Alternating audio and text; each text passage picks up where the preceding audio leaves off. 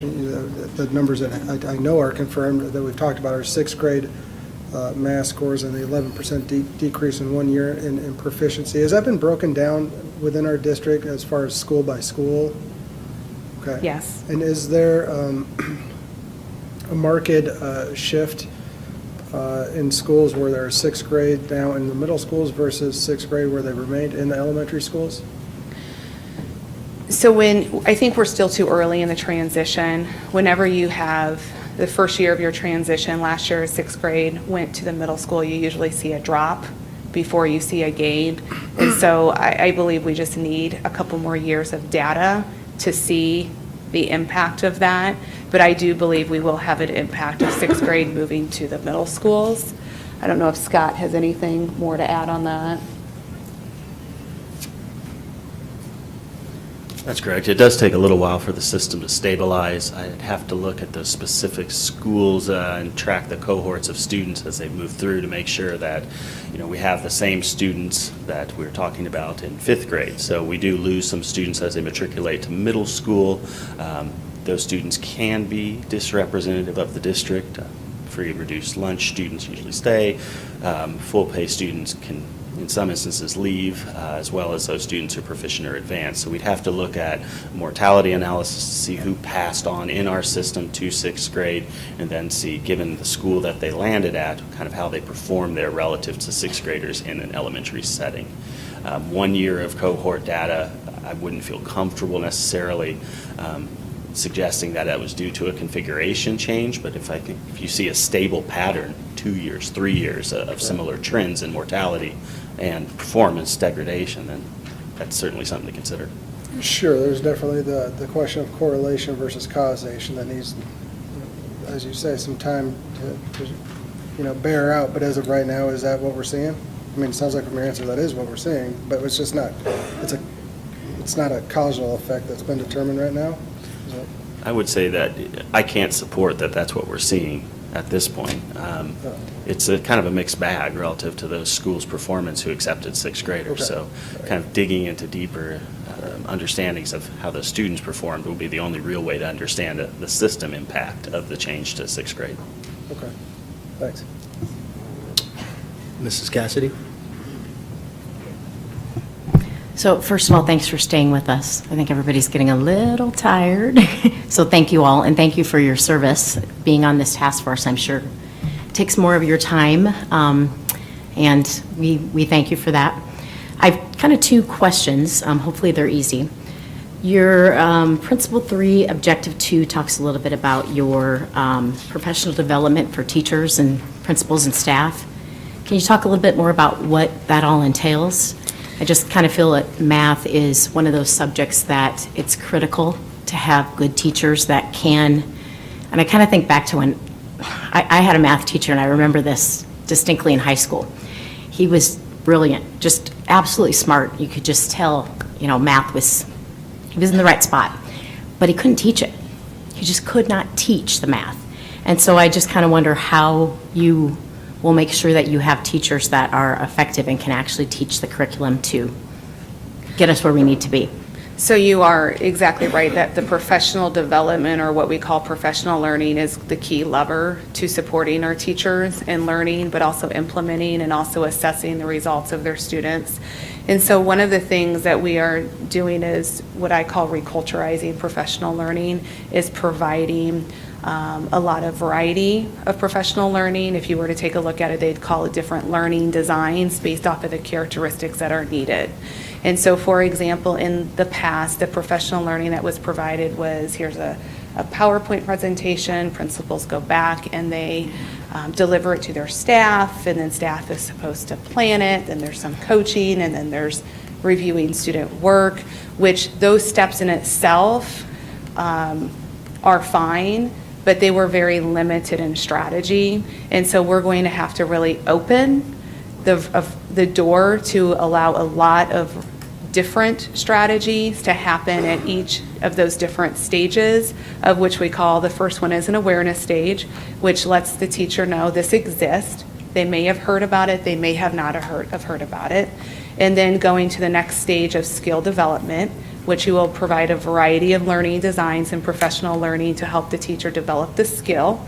Some of it may be individualized, some of it may be with their colleagues, some of it may be with a coach or an instructional facilitator. And then after the skill development stage, we go to what we call a refinement stage, where the teacher has mastered a lot of it, but they still need to refine it. And then that last stage is the stage of automaticity. And so really and one of the other things that the math team and we talk a lot about is creating multiple entry points.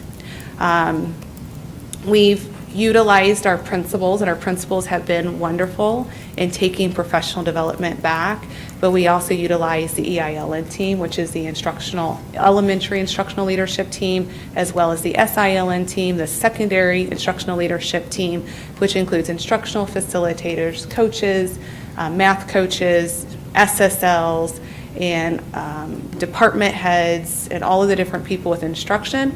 But we also want to be more creative. And so one of the things that we are in the process of working on with a couple other departments is a new professional development system where we can go out and videotape teachers, they can watch videos, we can create videos that are, they can see an entire lesson that is from our own district, so they can see their colleagues, they can see the students that we teach, and they can connect with that. But then also creating short videos that may be 5 to 7 minutes that they can sit down with their colleagues and watch and then actually engage in the work. And so there is a lot of work that needs to happen with professional learning, and that is going to be a very, very, very key lever. I just have a quick second question, or completely different topic than the teacher development, but does this plan, and maybe I'm tired and I missed this, but does this plan address the number of students in our district that English is not their first language? Will it be tweaked for those learners, or is that a completely different, So the plan will be for all students, but of course, when we look at that equity piece, we have to take into consideration all of our different students. And so that equity strand will run through all of that. And the math team and I actually went to a conference last Friday, and with the Principles to Action work that we are doing, equity is actually aligned throughout that work as well. Yeah, I think you started to touch on that a little bit, but Yeah, thank you. very good. Any other comments or questions from board members? Mr. Evans? I do want to thank the committee and our task force. I see some of our teachers in the back that are going to be on the task force, and so I appreciate them being here tonight at 9:38, and they have long days tomorrow, unless there's a snow day. We are expecting actually some snow. I'll be up early in the morning, so no guarantees. Yeah, not as much as Philadelphia, but I do appreciate them being here with our team and figuring out how we make this implementation work and creating engaging, high-quality math learning classrooms. And I've had an opportunity, I know I see Ms. Johnson in the crowd, and I've been in her classroom when she was teaching math in an incredible fashion, and I don't want to miss that point as we're talking about making all of this get better, that we have some incredible teachers and incredible people doing great work for our kids every single day. So please don't allow me to miss that opportunity to say thank you for that. With that, thank you guys so much. I appreciate everything you do, Ms. Comine. Thank you very much. Up next is J2B. Just letting everyone on the board know, we have cut down closed session, so it won't be as long.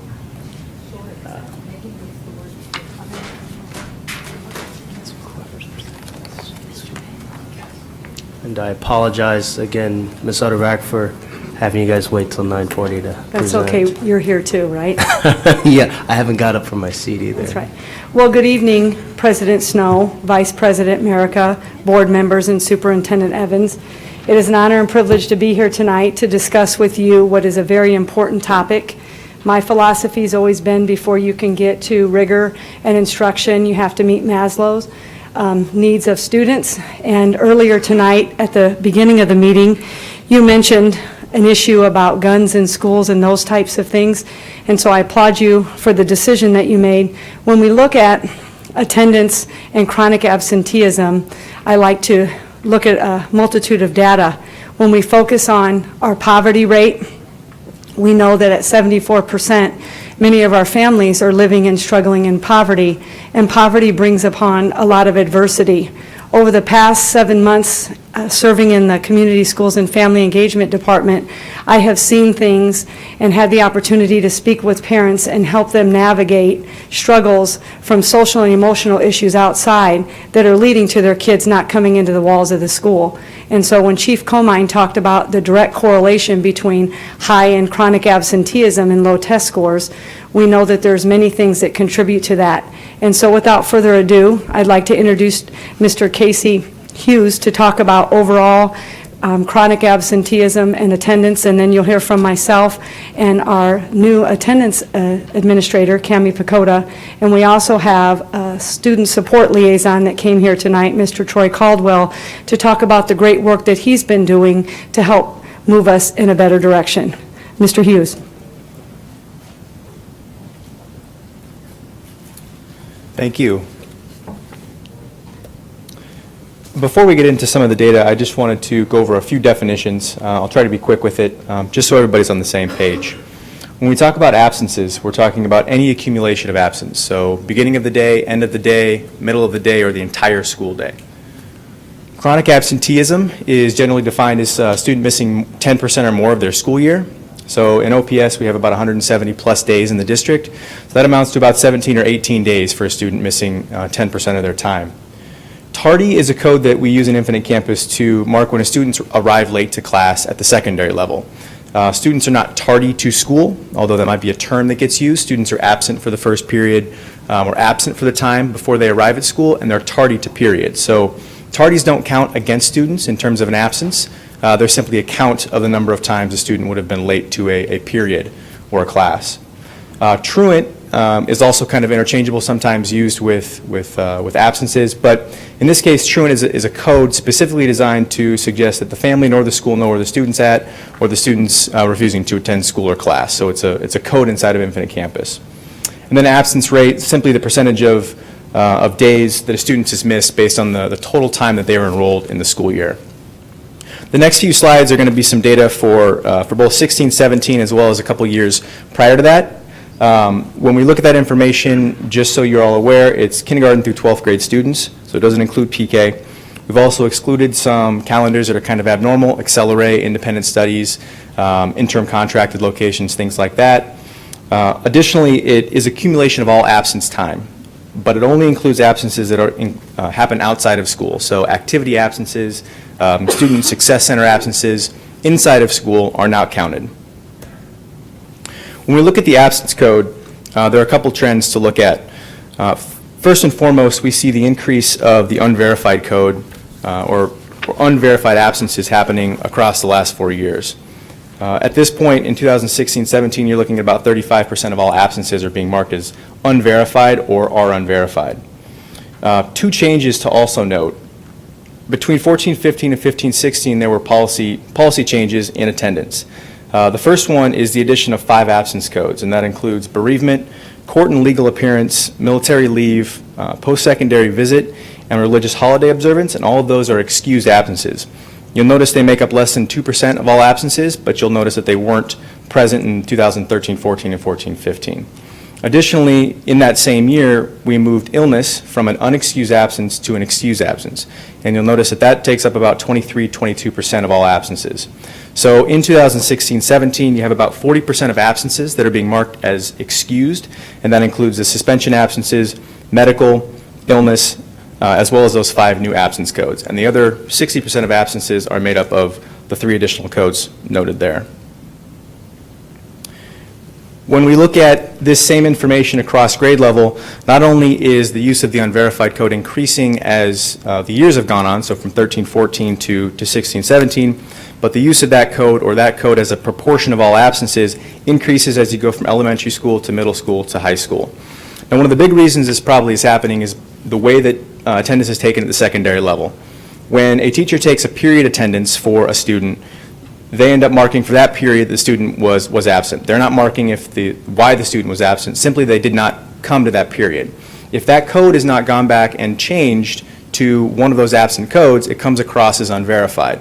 And so to give you an example, a very large school like South might have 2,500 students enrolled. If they have an 85% attendance rate, they might have 375 students that don't attend on a given day. If one person were to try to touch every attendance record for those 375 students, and they did one per minute, it would take them over 6 hours to adjust all those attendance records.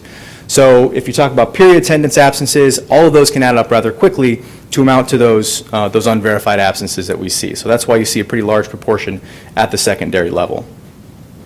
You'll also notice that, that medical and illness absences tend to decrease as you go from elementary school to middle school to high school. And then those truant absences, you'll notice, only occur at middle school, but mostly at the high school level. Moving away from the codes and looking at chronic absenteeism, this chart actually shows 3 different groups of students. The lightest blue color suggests students that are not chronically absent, but they're missing 5 to 10% of their time. So they're on the verge of becoming chronically absent. And then you have the 2 darkest colors, which are students that have missed 10 to 20% of their time or 20% or more of their time. Now, if you're missing 20% of your year, that's about 34, 35 days in a given school year. So those students in the darkest blue are missing that proportion of time. Now, this is every student enrolled throughout the year, so there could be students enrolled for a portion of the year, but there's still, that percentage of time they've missed is still that 20%. So kind of like the unverified code, as we go from grade level to grade level, K through 5 to 6-8 to 9-12, we see kind of an increase in the overall rate of chronic absenteeism. At the K-5 level in 2016-17, about 16% of all students were chronically absent or missed 10% or more of their time. At grades 6 through 8, it's about 25% of students in 2016-17. And then in grades 9 through 12, about 40% of students missed 10% or more of their time. And then finally, you saw a version of this in the previous presentation. This math version is there next to the ELA version. What we did is take a look at those same groups of students. Each one of these bars represents a grouping of kids by absence rate. So the first bar is students who missed 5% or less of their school year. The second bar is 5 to 10%, the third bar being 10 to 20%, and the fourth bar being 20% or more.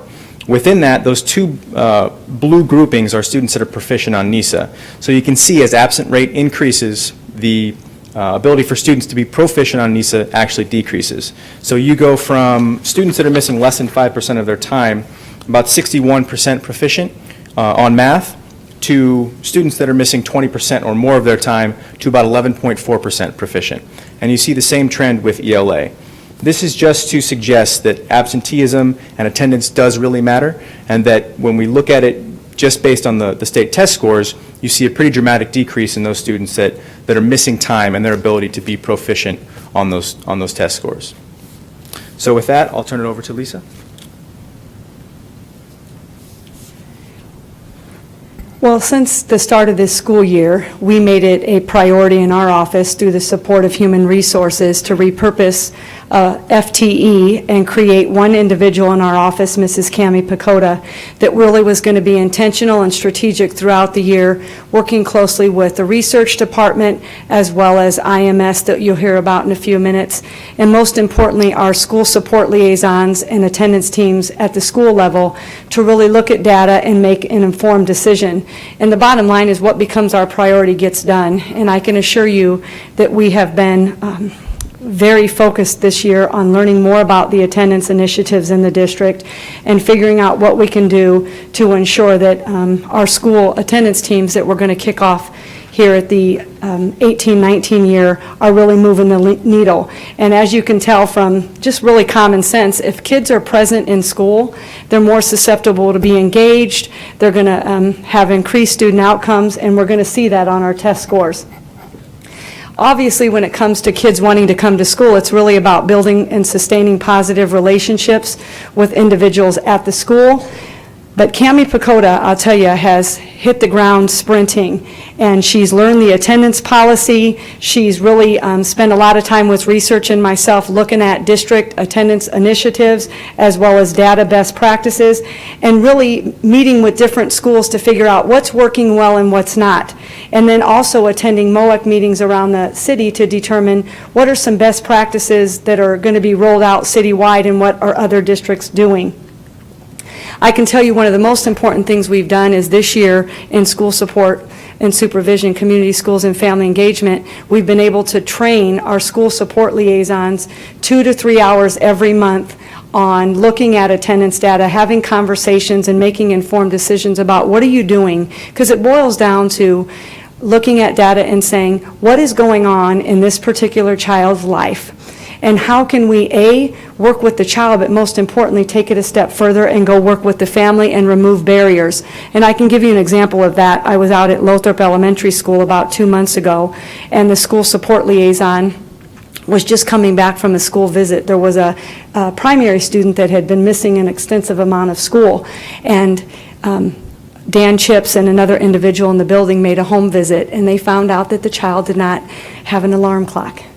And so the school was able to purchase an alarm clock, and I circled back around about a month ago, and that has decreased the absenteeism for that child.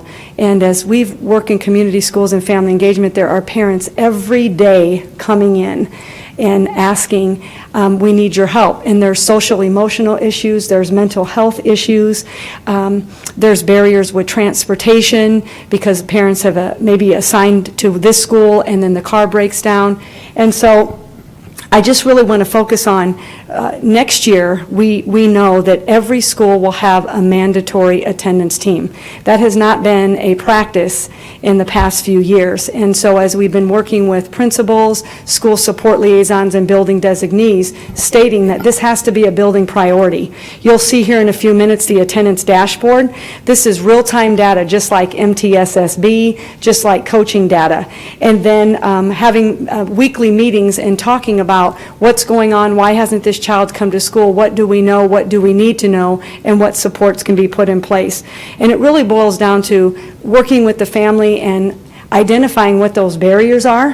When you see, you had the chance to look at 40% of our 9th through 12th graders have chronic absenteeism, that's an issue.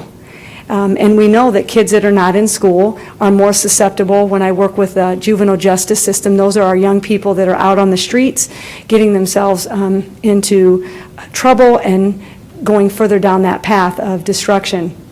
And so we are very intentional in making sure that we're working with families, we're working with social service agencies, as well as our school individuals on the ground, and saying, what can we do differently to get a different outcome? And making sure that there's an ongoing system of support and being proactive as opposed to reactive. And then one thing we are very proud of this year is our school support liaisons for the past 3.5 years have not had an appraisal. And that is part of their function, to be the leaders of the attendance teams. And so in working with building principals, school support liaisons, building designees, as well as administrators in community schools and family engagement, we were able to create an appraisal that holds them responsible for leading those attendance teams. And I want to preface too, many of them, as you can see, Mr. Caldwell's here today, have been doing an exceptional job at the school level, because we know they care about kids, they want to make sure that kids are safe, that those needs are met, supports are aligned, so they come to school every day and are successful. And so that appraisal rubric will really help us in guiding the work and ensuring that what you are held accountable to, you will get done.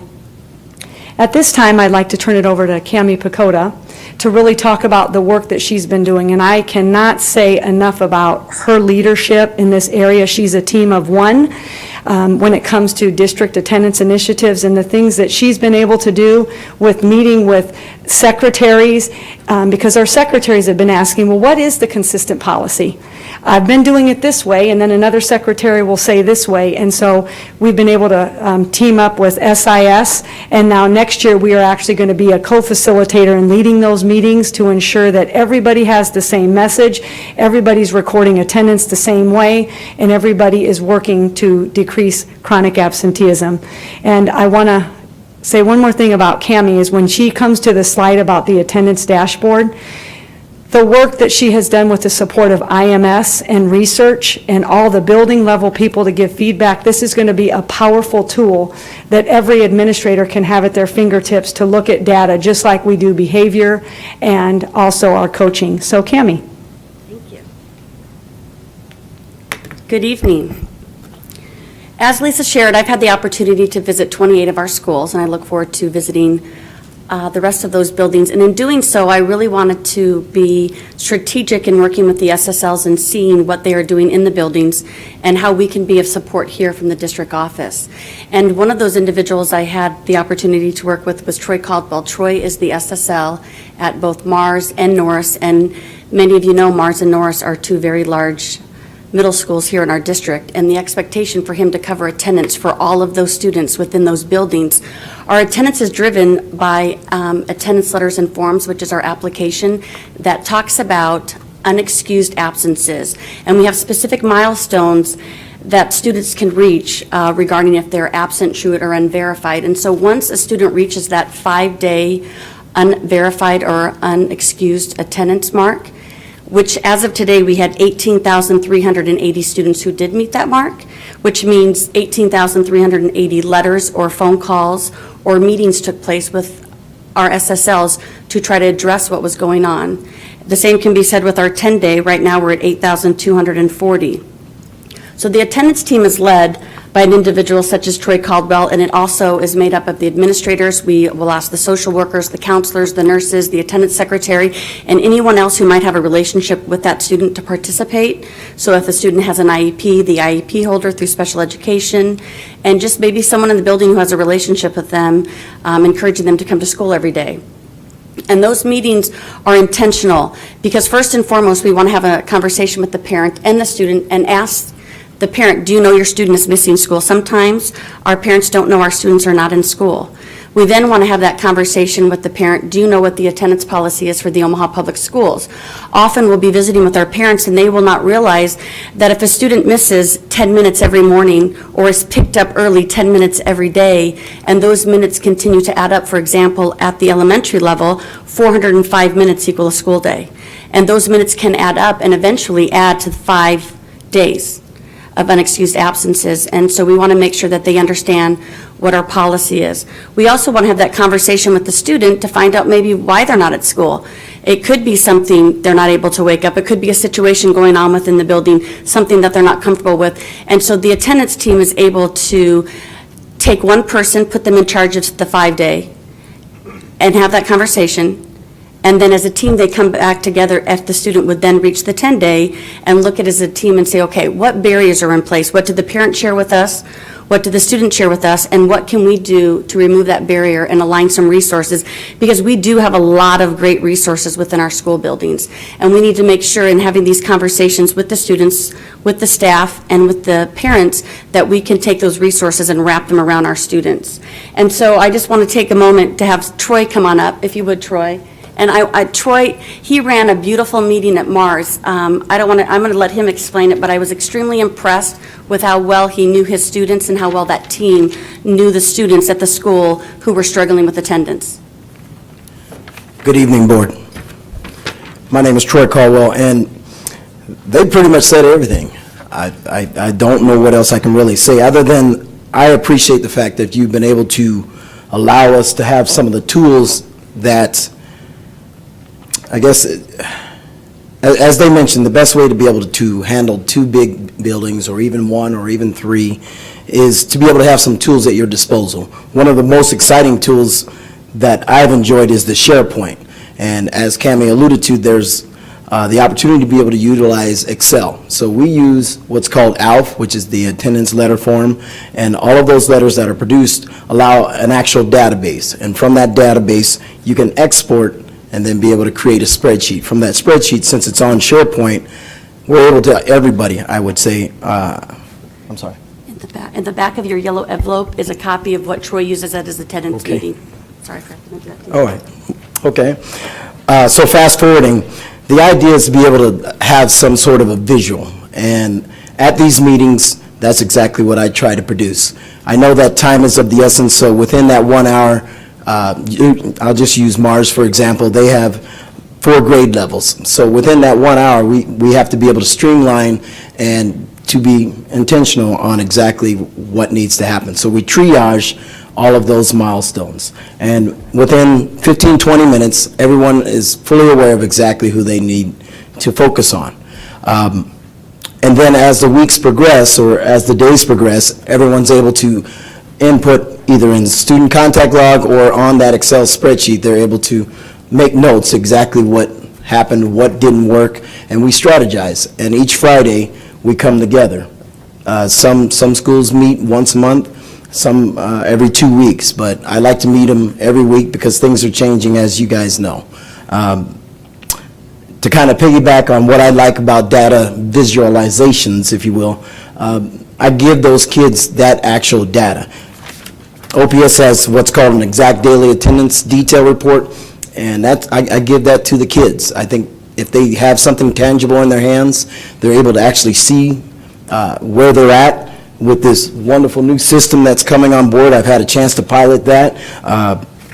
I think that's going to allow the parents to be able to see on bar graph form. It's going to allow our attendance teams to even be more streamlined. I'm looking forward to being able to tweak more of those items so that way the schools can say, okay, we can graphically see in a snapshot exactly where our kid's at. To kind of piggyback on some of the information that I've heard this evening with behavior, test scores, I'm excited to be able to see those cross connections and demographics to kind of see which area of our cities are struggling and then be able to kind of streamline those things. So I feel like I'm rambling, but attendance is vital. If the kid's not in the building, we can't teach them. And if we can't teach them, we're not going to get the results that you're looking for, Ms. Gotting. And I think that it's vital that as a team, we can attack these numbers. And it's important that you don't try to do it by yourself because you can't. So utilizing those relationships, gaining those teams, I think we'll be able to attack exactly what we're seeking. Thank you. Thank you, Troy. Just in those 2 minutes, you can see what a fantastic job Troy does do. Often with attendance, we hear the word county attorney referral, and I think, unfortunately, that's taken a negative connotation. We don't want to refer students to the county attorney. That is not what we want to do. What we want to do is we want to put things in place. We want to put resources in place. But there are times where we have exhausted every effort. We've looked at educational counseling. We've looked at educational testing. We've looked at the health of the child. We've reviewed if they're receiving community resources or economic resources. And we have put those things in place, and we still are not able to help this child get to school. And so we do ask the county attorney to work with us. The county attorney has been wonderful about meeting quarterly, emailing, phone calls, understanding where we're coming from, helping us understand how we can better assist a family. They might know more about the family than we know about the family, and so they might be aware of some research that are in place, and we can work together to address it. But I want to make sure that referring a student to the county attorney is not our goal. We really want to be able to avoid that. But if it does in fact happen, we hope that one contact maybe with the court system will allow them to get back on track in the school, and then we can continue from there, and then we can remove them from the courts. To date, we have 615 students who have been referred to the county attorney.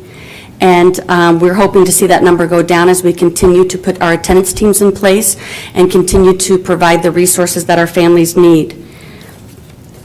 I would also just like to, I'm excited to work with the attendance secretaries. I've had the opportunity to go to the attendance secretary meetings for the last couple months, and I will tell you, they have all said that we need something that's consistent. We need some training, we need some better understanding of Infinite Campus. And so what we're really trying to do with secretaries is provide all of them clear expectations, so every building is the same. We're also helping them understand the codes. An ill is different than a medical. An ill is when you, as a parent, call a student in and say, Cammie's not feeling well. A medical is when you say, we're taking Cammie to a dental appointment. And we want to make sure we get clarification so that we're coding, and that way our data is correct, and that we're able to move forward with correct data. And then also, we want to make sure that there's continuity. We want to make sure that we are providing up-to-date information as Infinite Campus continues to change. And then also, as staff members change in our buildings. We want, if you go from a middle school to an elementary school, to understand the difference between taking attendance in a period rather than a full day or a half a day.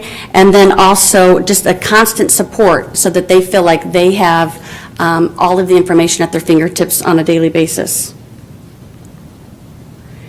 And the thing that we're really excited about is the attendance dashboard. This is something that started last year, and I would like to thank Randy and Ann in IMS, as well as Casey in research, because working together we were able to bring this to life. We just started piloting this on Monday, February 26th. We have 19 schools that are piloting, and 4 district employees that are piloting this program. And basically what we're trying to do is we are trying to help the district, the schools, and the SSLs make informed decisions. We also want a visual that sums up attendance in a snapshot in a screen. Often they have to go from Infinite Campus to an exact daily detail report to the ALF reports, and that does take a lot of time. And so we would like to provide the SSLs and the schools back some time by having the dashboard right at their fingertips, and it's live data. And also, this is something that we are going to have up and running for all schools by the 18-19 school year. I think that's important. I know a lot of schools really wanted to get the pilot going, and I'm excited that we are, but we really want to be strategic in taking input and making those changes and providing the information that they need to be able to move the data, to use the data, and make a difference with attendance. We are going to monitor this through our piloting groups, through trainings, through feedback sessions. Just tomorrow we have, on March 7th, we have an SSL professional development, and an hour before the meeting, those who can meet that are piloting the dashboard are meeting, and then 40 minutes after the meeting, the other part of the group who's not able to meet at the beginning, we're going to meet, and they've had a week to go through it and really look at the data, and we're going to get together and see what they think would help them a little bit more. And again, it's about making sure that we have the right information for them to move forward with attendance. And then finally, I just wanted to thank you for this opportunity. I do appreciate that we have decided to provide 1 FTE to this department because attendance really does matter.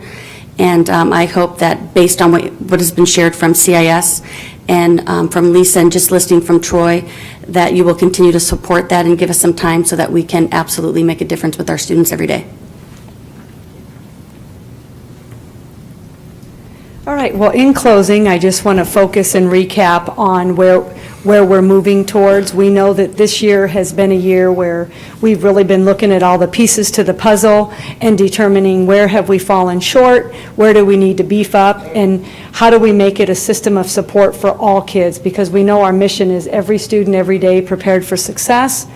But in order to be successful, you have to show up. And there's many barriers and obstacles that prevent young people from coming to school. And I want to give you an example when we talk about accountability.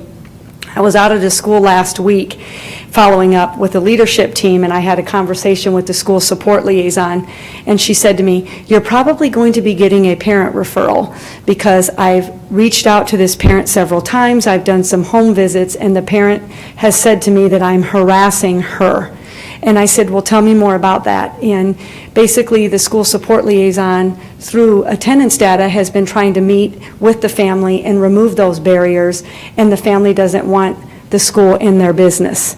And so I was able to come back and work with Mrs. Crystal Boyd and meet with the family and talk about, we don't want to be in your business, we want to be a part of your business.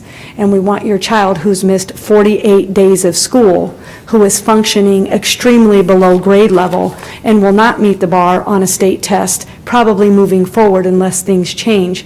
You have to let us into your world to help. And sometimes that's challenging when our parents have had negative experiences themselves, but it boils down to relationships. And so through the access of the attendance dashboard, that's going to be an integral piece and provide daily data to be able to help the school attendance teams, which will be mandated next year.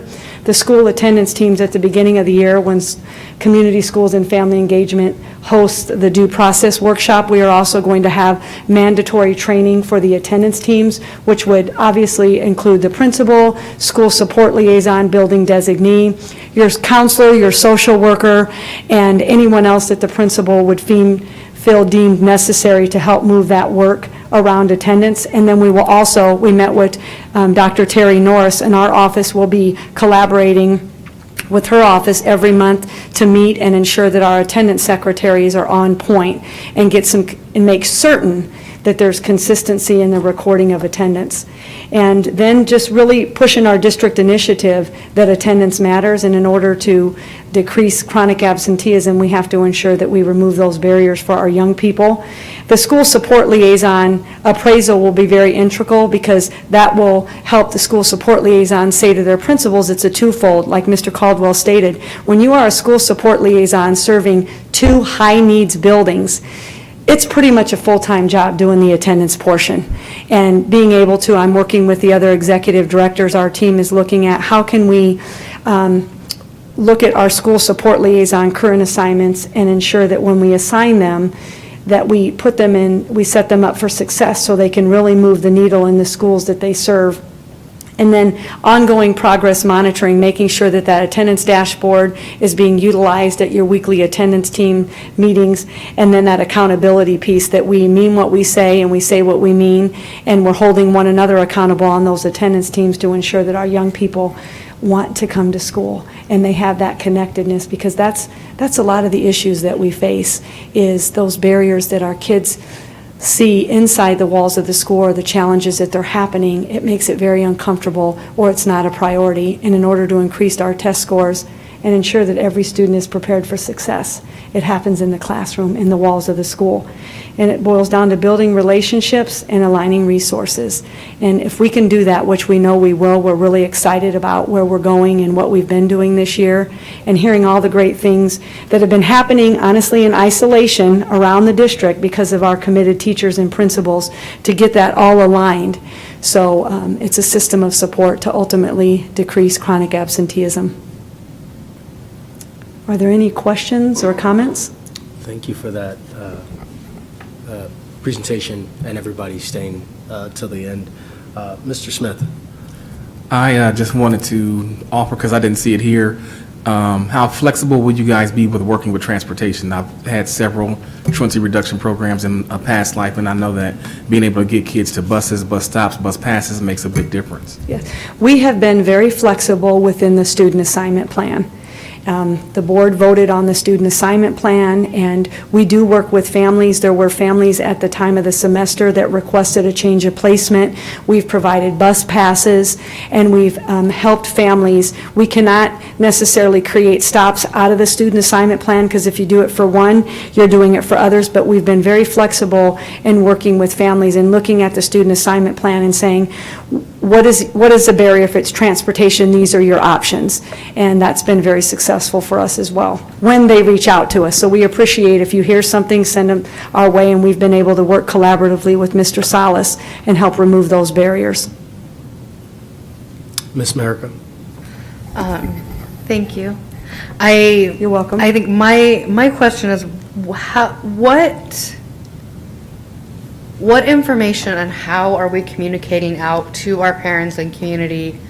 Picking your kids up from school 10 minutes early every day adds up to missing this many days. And like we saw the NISA data twice tonight, missing this many days of school correlates to doing worse academically. Because I don't think we were just discussing that up here. Of you see schools where parents routinely pick people up early because they want to avoid traffic, or I've heard my own peers say, well, it's nice, I'm not going to send my kids to school, I'm going to take them to the zoo, or it's my birthday, so I'm going to keep my kids home.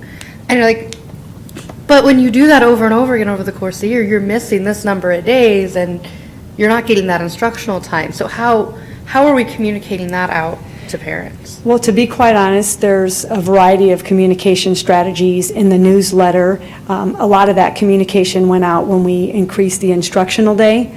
We had to train our parents that, just because the instructional day changed does not mean you can come at the previous time. Schools have been communicating that in their newsletters, as well as their websites. We've been working with our school support liaisons when there's an issue with a particular family and it's identified. The principal or school support liaison or secretary will let the parent know, let's take a look at where your child is with absences. Do you understand, as Mrs. Pacoda said, what our attendance policy is? And we believe in bell-to-bell instruction because every minute is valuable. The good news is, as we roll out where we're going for next year, it's really about creating a district-wide campaign. And I know Dr. Bruckner and Mr. Evans has worked closely with her. They're doing Attendance Matters. And so we're looking at doing a district-wide branding of that information and getting more posters into schools. But principals, it's case by case, and just constantly communicating that message. Thank you. Ms. Scotty? Well, first of all, I want to thank Casey, as always, for putting together some great data, because I always think that's where it needs to start. You have to be data-driven in the decision-making. I'm also very grateful for Cammie being in this position. So we are too. What I would, and to acknowledge that you're all new to this role because I feel like, wow, it's just been 5 years of talking about attendance in different ways. And I remember a year and a half ago, we said, let's make sure all the secretaries are trained, that we're all speaking the same language, that everybody understands. I'm thankful that you're getting there now. And so thank you for stepping up to the plate and doing some of the things we've talked about before. One of the things that happened during the strategic plan, and I can't remember the name of it, the small groups that we had that were sessions on specifically attendance, but then we talked about how people felt overwhelmed, there was too much going on, and so we took that away from the plate about 3 years ago, the stat sessions. Has removing that process, because it was pretty intensive, and I think we got good results, and I saw posters in schools when I'd be out from the stat sessions. Did taking that away impact our attendance in a negative way? And I don't know if Casey knows from the data. I mean, when I look at the data, it's worse. And so I wonder about that, and I just wonder, is that something that needs to be revisited? And maybe or maybe not. I'm just kind of looking back to Mr. Evans. I remember those discussions. So I would think that part of the reason for the dashboard as well is that This is going to solve that. the more people look at information, the more they have to think about it. And so even just looking at what codes are being used, if you're not looking at it from a school perspective, you might not realize that 50% of your absences are being marked as unverified. You might be the attendance secretary and not even realize that, or the principal and not realize that. So the more we can look at it, the more we can give people the opportunity to look at it. It might not be in a stat session, but it might be in the individual sessions that are happening with the attendance teams. It might be a principal looking at that information or the attendance secretary looking at that information.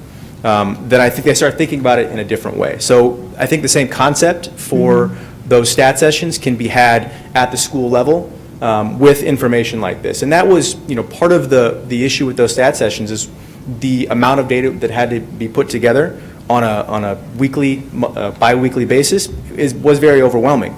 But with dashboards, with things that can get real-time information in place very quickly, I think you can kind of minimize that work and put it in people's hands.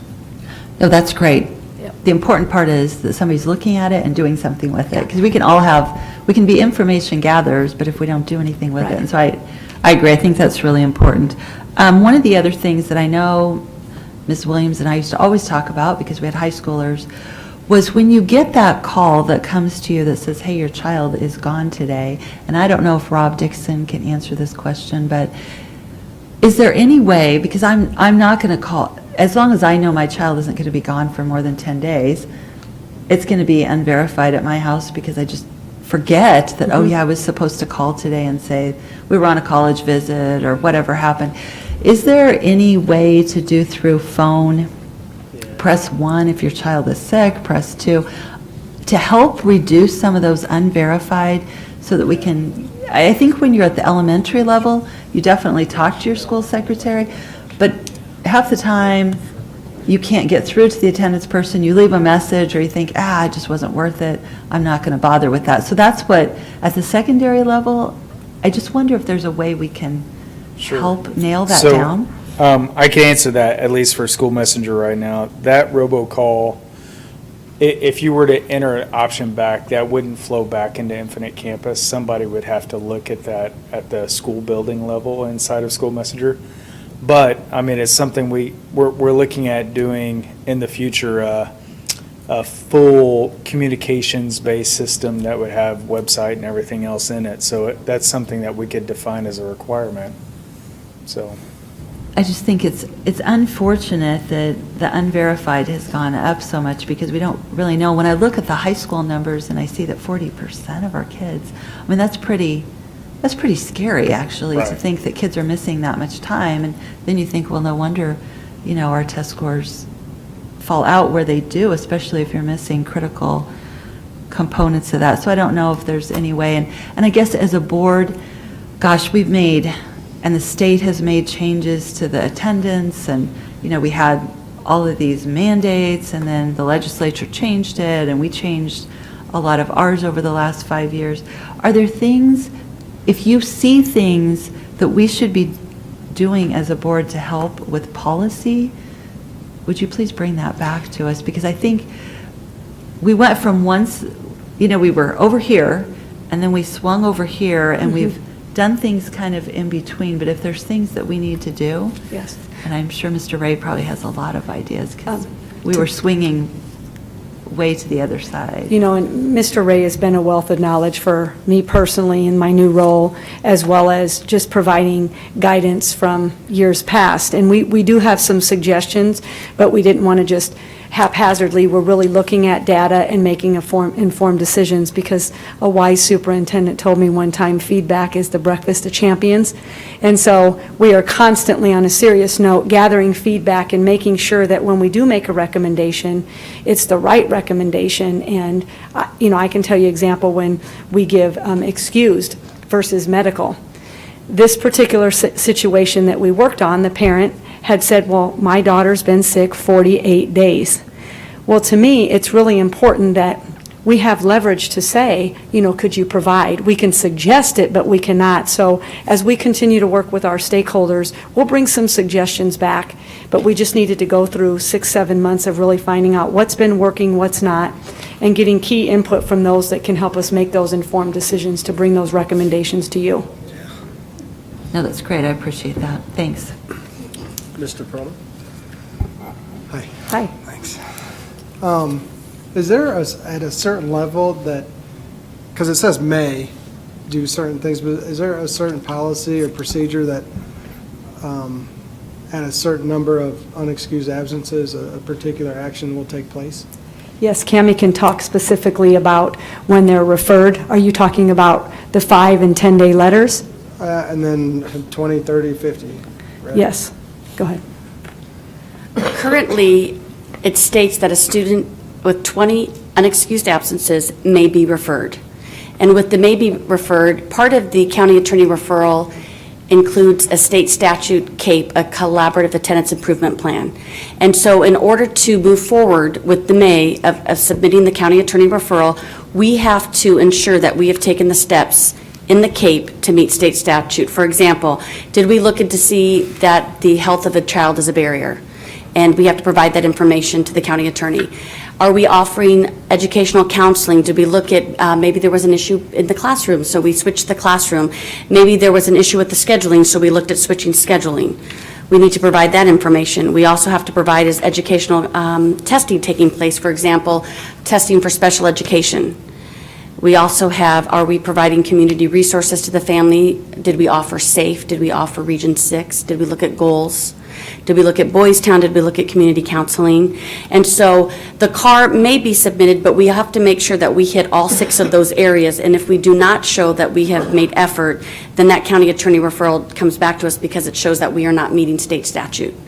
And so often, we might see that a family has missed 20 days and they're unexcused, but we know that 5 of those days, your car broke down. And after the car was fixed, we didn't see absences any longer due to the car, and then absences weren't an issue.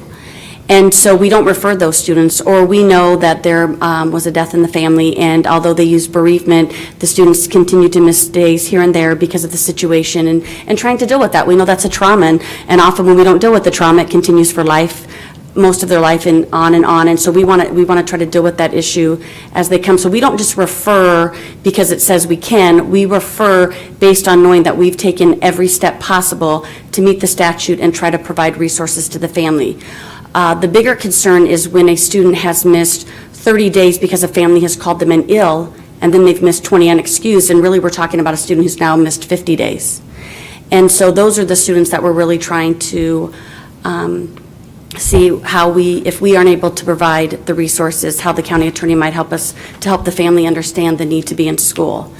And so is there an exact magic number, or is there something that we have to do? There's not anything that we have to do. Regarding a specific number, what we have to do is show that we have met the state statute. Right, but my concern, because in my field, what I see is, you'll see, and I'm a prosecutor, so I'll see someone who has missed 6, 7, 8 days in a row, and then they go to the house and they see at noon the mom is overdosed on drugs in bed, and that's what happens every day. And so I'm wondering how the district, identifies those things. I mean, if you see a child gone or 3 kids from one household gone for 4 days, 6 days, is there any sort of, because there are patterns to these things. Absolutely. So how are those things addressed? Well, one of the things that we do is we do try to get to know the family. We try to build the relationship. We request home visits. An SSL and maybe a counselor will go on that home visit.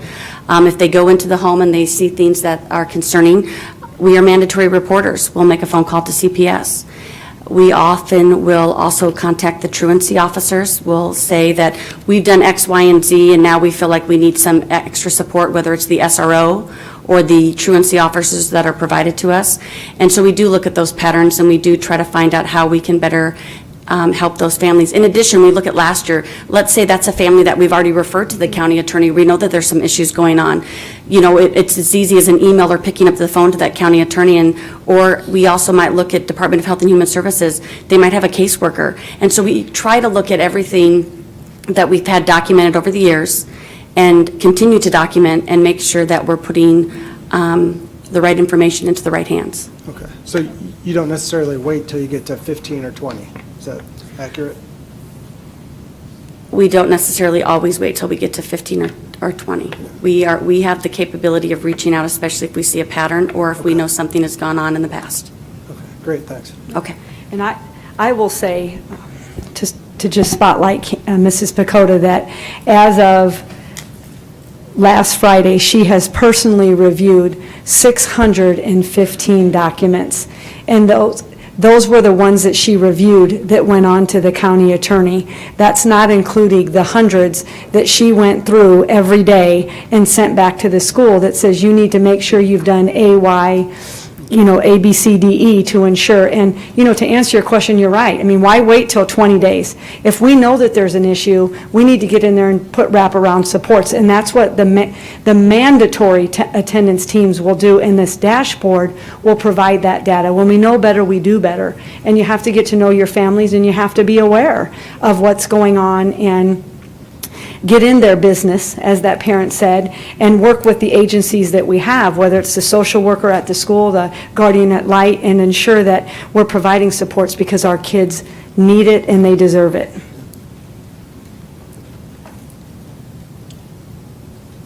Mr. Smith?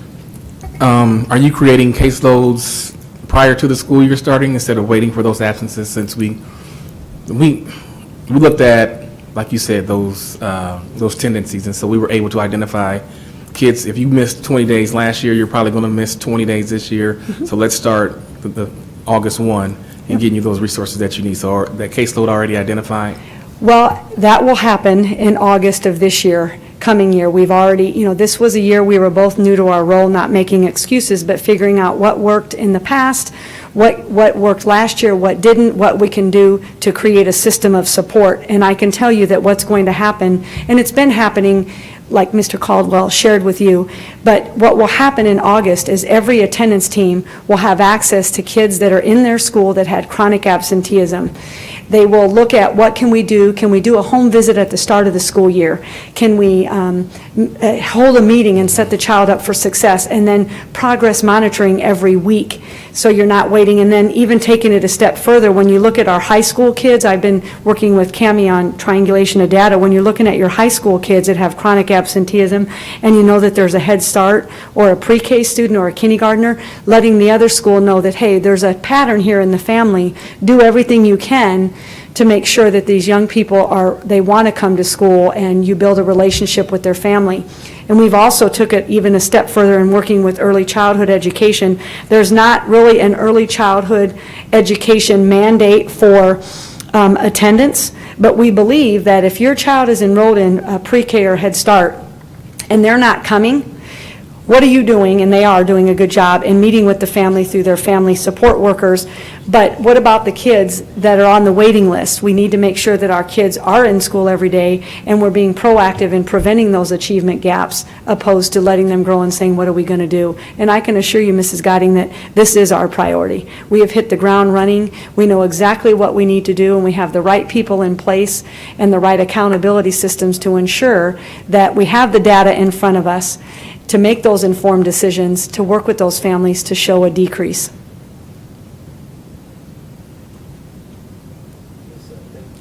Lisa, thank you. You have a wealth of knowledge, and I think this role fits you well. I just want to look forward to those mandatory attendance teams, that data coming back. And I would just say, just for me, next time we get data, if we can get it broken down into subgroups. Yes. Just to really identify that. I know Casey probably doesn't like that extra work, but breaking down with language barriers that could possibly be reasons why some students aren't attending school, because I know that is. So with that, thank you so much. Thank you. So, there's no receipt of reports, if I'm correct, I'm reading from my, okay. Ms. Merica?